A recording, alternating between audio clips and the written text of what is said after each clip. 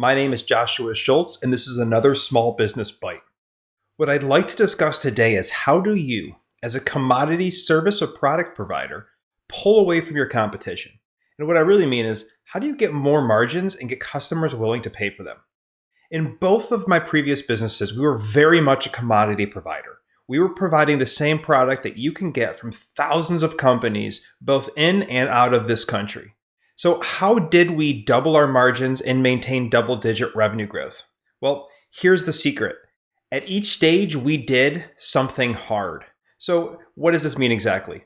Over time, most commodity providers follow the path of least resistance. That is, they do whatever is easiest and what most other people are doing at that time. If you're doing ads on Facebook, they word them the same way, they put the same spend behind them, and they push them the same amount. When it comes to selling the product, they kind of do what everybody else is doing. If everybody's using cardboard boxes, packing it up, packing slip, and shipping it out, that's what they do. But at each step, that's actually a decision where you can choose what to do. So here are some of the tough things that we decided to do that stacked up over time drew us far apart from our competition. One of the hard things that we decided to do was we weren't just going to sell components, we were also going to always maintain and send inspection reports. Now, this was hard because we had to have the equipment to measure, we had to have the inspector to have the time to measure the parts, and we had to be able to have a system to coordinate that information, store it, and share it with the right parties on our customer side. That was really hard. It took a lot of time, and it was something nobody else was doing.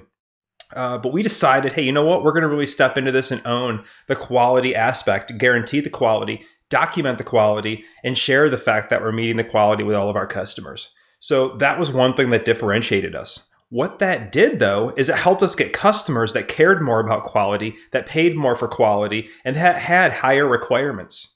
Something else that we did, we also started to deal with customers that would send us prints that required a higher level of disclaimer. So what we specifically did was stuff with export controls.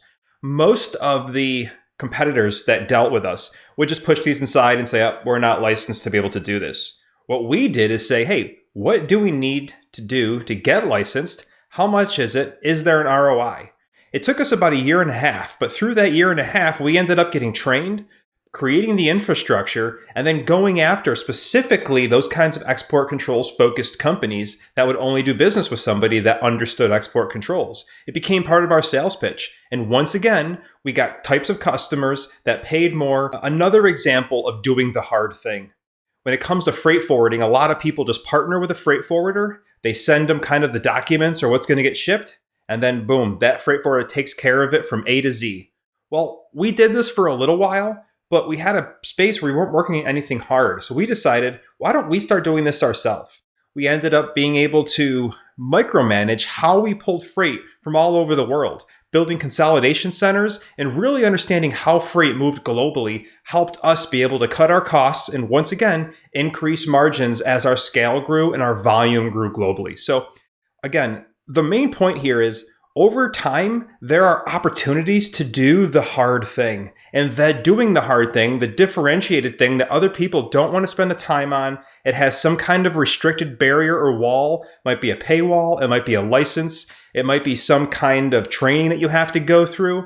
Most people don't do that. By always saying, hey, you know what, we're going to dig in and do the hard thing, you're going to start to build these differentiators, these specializations that are going to help you get clients that appreciate those specializations, will pay for them, and you'll notice that your margins expand, either from having a better idea of how the groundwork is laid and everything's connected, like our freight forwarding example, or because we understood that, we were able to consolidate costs, or because you're dealing with higher level, higher requirement customers that are willing to pay more. So I hope this helps. I hope it helps you.